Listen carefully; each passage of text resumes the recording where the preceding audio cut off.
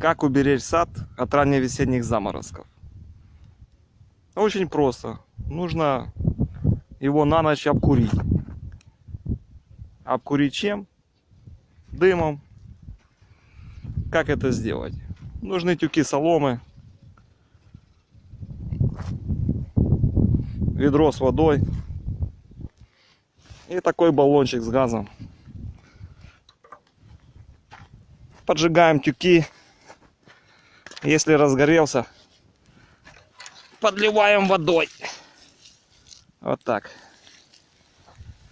Вот так. Все.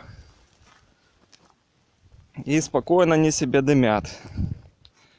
Чтобы тюк не развалился, когда горит, нужно стянуть проволокой.